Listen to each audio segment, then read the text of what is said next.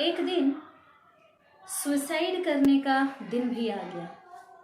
मेरे complaining attitude और complaining nature ने मेरे बिजनेस के गिरने के बाद से मुझे इतना तोड़ के रख दिया कि हर वो चीज़ में, हर वो लोगों में, हर वो सिचुएशन में मुझे बस नेगेटिविटी ही दिखी। और जिसका फल स्वरूप एक दिन ऐसा आ गया कि मैं बस सब खत्म ही कर दूं। बस चलिए आगे बढ़ते हैं इस वीडियो में और मैं अपने सफर के बारे में बात करूंगी। आगे बढ़ने से पहले मैं अपना परिचय दे देती हूँ। नमस्कार, मैं हूँ ज्योति उपाध्याय, आप लोगों के लिए लाइफ कोच। लाइफ कोच का मतलब ही यही है, जिंदगी का फलसफा के बारे में अपने एक्सपीरियंसेस, अपने तजुर्बे से, अपने नॉलेज से लोगों को आग्रह कराना और लोगों को जागरूक करा के उनको हेल्प करना। तो आज का विषय में ग्रेटिट्यूड के ऊपर बात करूंगी, ठीक है। एक दौर ऐसा था कि मैं एक स्पीकर हूं, 15 साल से भी ज्यादा एक्सपीरियंस रहा है, लेकिन कहीं ना कहीं हर इंसान टूट जाता है। ओके, हालात, वक्त, हर दिन हर वक्त सही नहीं रहते हैं। ठीक ऐसे ही मेरे साथ में भी हुआ। मैं बहुत पॉजिटिव इंसान हूं, मैं खुद ट्रेनिंग देती हूँ, मैं खुद मोटिवेशनल स्पीकिंग करती हूँ, लेकिन एक दौर आया, एक वक्त आया जब मेरा बिजनेस क्रैश हुआ, जब मेरे पास में ह्यूज डेट्स थे, लोन्स थे और मेरे अकाउंट में पैसे नहीं थे और ना कोई रास्ता दिख रहा था, ना कुछ समझ में आ रहा था। उस दौर से जब मैं गुजर रही थी, मुझे पता नहीं था, मैं बहुत स्लोली ट्रांजिशन में चली गई नेगेटिविटी की तरफ। मुझे हर वो चीज़ में नेगेटिविटी नजर आने लगी, लोगों में, अपने आसपास के जो लोग हैं, मेरे फ्रेंड्स क्यों नहीं हेल्प कर पा रहे हैं, मुझे मेरे घर वाले क्यों नहीं हेल्प कर पा रहे हैं, मुझे इतनी दिक्कत हो रही है, मेरी टीम क्यों मुझे अच्छे से सपोर्ट नहीं कर रही है, क्लाइंट्स क्यों टूटते जा रहे हैं, मैं क्या करूं। और कहीं ना कहीं मैं जब किसी भी इंसान से बात करती थी, मेरे आसपास के लोगों से जब मैं बात करती थी, तो मैं सिर्फ अपना दुखड़ा रोती थी। मतलब मैं एक, आप बोल सकते हैं, कंप्लेनिंग नेचर, कि सिर्फ अपना दुखड़ा रोना और उन लोगों को और दुखी करना। सिर्फ दुखी होना तो बात अलग था, ये सब करने वक्त मेरे अंदर कंप्लेनिंग नेचर इतना हो गया, मैं अपने हालात, अपने सिचुएशन, अपने ब्रिंगिंग, अपने एजुकेशन, अपने चॉइसेस को लेके मैं सवाल करती रही, क्वेश्चन करती रही। क्यों मैंने ऐसे किया, क्यों मेरे दोस्त ऐसे हैं, क्यों मैंने कंपनी से लोन लिया, क्यों मुझे टीम अच्छी नहीं मिली, क्या गुनाह था मेरा। तो ये सब चक्रव्यूह में फंस के दौर ऐसा आया कि मैं इतनी टूट गई। उसके ऊपर से मुझे लोन्स के लिए कॉल आ रहे थे जो मैं नहीं दे पा रही थी, और फिर सोचा कि इतना स्ट्रगल करने से अच्छा है बस शांति ले लो। तो वो रात मुझे अभी भी याद है, बहुत टूट गई थी, अकेली थी, घर पे कोई नहीं था, बस मैं बैठी और फैन को देखते रही, निहारते रही फैन को। और फिर मैंने अपना दुपट्टा लाया, बड़ा सा हाइट देखा, बेड के ऊपर से कितना है, क्या मैं अकेले पहुंच सकती हूँ। और अचानक से पता नहीं क्या हुआ, अचानक से मेरे मन में एक प्रश्न आया, क्या तुम ये खत्म करके, जब तुम अपने आप को खत्म कर दोगी, क्या तुम ये खत्म करके कहानी को खत्म कर दोगी? क्या ये पॉसिबल है कि तुम चली गई तो फिर सब ठीक हो जाएगा? क्योंकि ये तो है, डेथ्स तो है, तो तुम्हें नहीं, तुम्हारे फैमिली को तो ट्रबल होगा। फिर अचानक से मैं जाग उठी, सिर्फ डेथ, सिर्फ बिजनेस लॉसेस से मैं हार मान के। हाँ, आप लोगों को पता होगा, अगर आप लोग फाइनेंशियल लॉसेस से गए होंगे, जो फाइनेंशियल रिकवरी के लोग कॉल करते हैं तो किस किस भाषा का प्रयोग करते हैं। अब हम आम तौर पे, हमें ये आदत तो रहती नहीं है, आप और हम आम इंसान हैं, लेकिन जब उससे फेस करना पड़ता है तो बहुत डिफिकल्ट होता है। तो बस मैंने फ़ोन उठाया, कॉल करा पुलिस स्टेशन में। मैंने कहा, एक बात बताइए, मैं भी मरने वाली हूँ, क्या मरने से मेरे फाइनेंसेस को, जो कि मेरे से पैसे रिकवरी करने वाले हैं, क्या मेरे मरने के बाद उनको सुकून होगा, क्या उनका प्रॉब्लम सॉल्व हो जाएगा? अब बताइए, मैं मरने के तत्व पे हूँ, बस अचानक से मैं बस फ़ोन कर रही हूँ, क्या ऐसा कुछ है कि मैं जिंदा रहूं? क्योंकि जो मेरा अचानक से मेरे दिमाग में ऐसा आया कि जो मेरा कल था आज, वो मेरा आज नहीं है, जो मेरा आज होगा वो मेरा कल नहीं होगा। तो कहीं ना कहीं एक बूस्ट ऑफ मोटिवेशन आया कहीं से, ऊपर वाले की दया से। तो ये बात मैंने बोला तो मुझे पुलिस वालों ने बोला, जहाँ पे कंट्रोल रूम पे मैंने कॉल करा था, बोला मैडम आप पुलिस स्टेशन कल आ जाइए, यहाँ पे आपका पुलिस स्टेशन, आप टेंशन मत लीजिए, हम उनको बुलाएंगे, बातचीत करेंगे, एंड आप टेंशन मत लो, ऐसा कुछ नहीं है, हम बैठ के सॉर्ट आउट करेंगे मैडम। कहीं ना कहीं उस रात को थोड़ी सी सुकून हुई। फिर उसके बाद में मैंने अपने एक सीनियर से बात किया था। मैंने उनको बताया कि सर ज़िंदगी बहुत ही ख़राब है, बहुत ज़्यादा ख़राब है, अब क्या, अब आप बताइए मैं क्या करूं, अब नहीं सहन होता। तो उन्होंने बोला ज्योति वक्त है, वो था एक दौर, ये दौर, ये वक्त है, वो भी बीत जाएगा, तुम वहीं रहो, बस तुम संभाल के रहो। और अगर तुम मुझे मानती हो तो एक चीज़ करना शुरू करो, अपने ऊपर में काम करना शुरू करो। तुम इतनी नेगेटिव कभी नहीं थी, तुम इतनी नेगेटिव कभी नहीं थी, बस ग्रेटफुल हो, जो तुम्हारे पास में है बस उसके लिए ग्रेटफुल हो।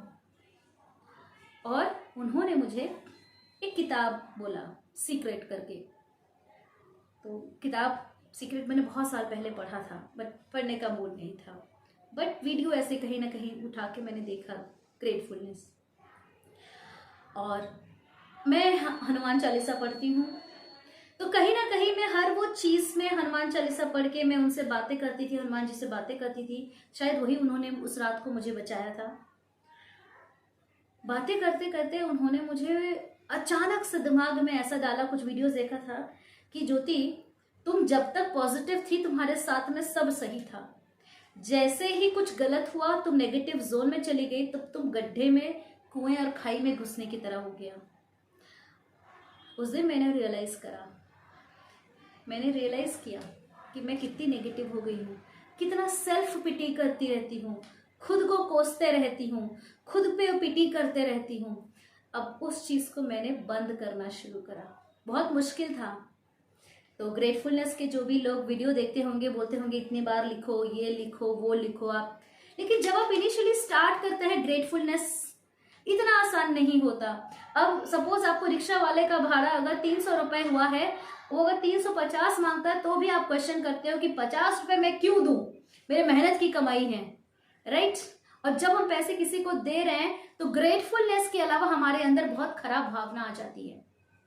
तो टीम में अपने पार्टिसिपेंट्स को बोलती हूँ, ये सब हमारे अंदर नेगेटिविटी के उपजाऊ हैं। हम सही के अलावा गलत सोचते हैं, ये हमें चीट करने वाला है, ये ज़्यादा हमसे फ़ायदा ले रहा है, हमारी लाइफ बेहतर हो सकती थी इसके हिसाब से अब बुरी हो गई है, XYZ।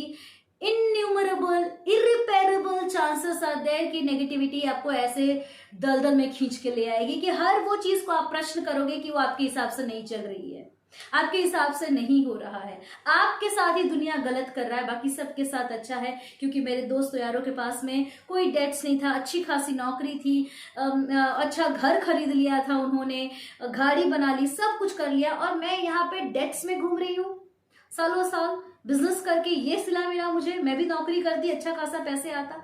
You know what, thinking कर जाओ तो बहुत कुछ आ जाता है, बस कुछ नहीं। ग्रेटफुलनेस के वीडियो देखे, समझ में आ गया कुछ चीज़ें।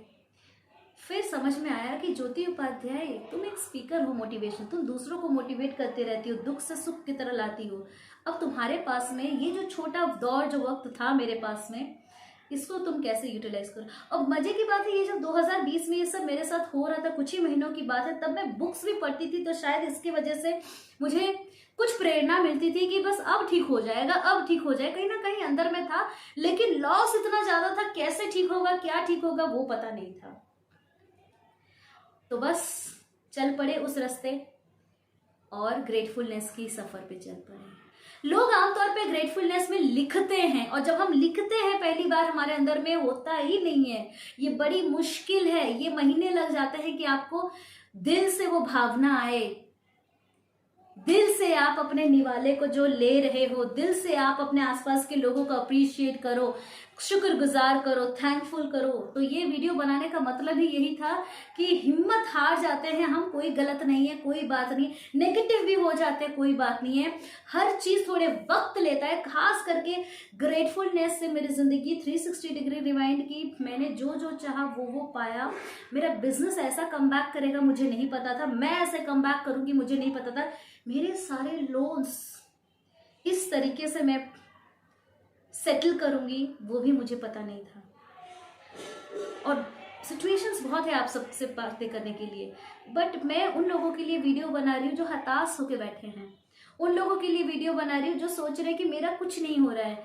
होने के लिए बस एक ही चीज चाहिए, आपको पेशेंस चाहिए और अंदर ही अंदर कोशिश करिए हर वो चीज के लिए आप शुक्रगुजार हो। हर वो चीज के लिए जो अभी इस वक्त आपके पास में है। हाँ ठीक है, आपके एस्पिरेशंस हैं और कुछ होने के लिए, घर होने के लिए, पैसे होने के लिए, मुकाम होने के लिए, जॉब होने के लिए, परसेंटाइल होने चाहिए, एग्जाम्स क्लियर करने के लिए। लेकिन हर चीज की शुरुआत ये है कि अभी से आप शुक्रगुजार होइए। देखिए हमारे पास में कितना अच्छा हेल्थ है हमारा, जो हमारे पास में हेल्थ वाइज अच्छा है, जो घर का अच्छा खाना मिल रहा है। कभी बाहर जाते हैं, खाना भूल जाते हैं, घर का खाना खाने के लिए भूल जाते हैं, बाहर हम स्विगी जोमेटो या रेस्टोरेंट में खाते हैं, उसको भी शुक्रगुजार करिए। वो जो ऑटो ड्राइवर या कैब ड्राइवर आपको लेके जा रहा है उसके लिए शुक्रगुजार करिए। कोशिश करिए कि आप हर वो वक्त, हर वो सिचुएशन में अपने माइंड को, सबकॉन्शियस माइंड को नेगेटिव से स्विच करके पॉजिटिव तक लेके आए। बहुत मुश्किल है। हम अपने आसपास में जो सराउंडिंग में रहते हैं, अगर हम कोशिश करते हैं पॉजिटिव होने की तो लोग हमें नेगेटिव बनाते हैं, सिचुएशंस नेगेटिव बनाती है, आसपास के ऐसे चीजें रहती है जो हमें नेगेटिव की तरफ पुश करती है। लेकिन कोशिश करने वालों की कभी हार नहीं होती। तो कोशिश करिए, सफर आपको तय करना है, मंजिल आपकी होने वाली है और वो मंजिल पे कदम आपको ही रखना पड़ेगा। तो कोशिश करिए आप जागरूक रहें और शुक्राना करें। मेरे ये जो 2 वीडियोस है शुक्राना के ज़रूर देखिए, क्योंकि उसमें मैंने इसमें मैंने बताया है कि स्टेप्स किस तरह से आप ग्रेटफुल हो सकते हैं, किस तरह से आप पैसे बना सकते हैं। और इस वाले वीडियो में आप देख सकते हैं जिंदगी कैसे ग्रेटफुलनेस से बेहतर होती है, क्या प्रोसेस होता है। अगर अच्छा लगा लाइक शेयर सब्सक्राइब करें, मेरे साथ बने रहिए। Thank you. नमस्कार। ज्योति उपाध्याय साइनिंग ऑफ।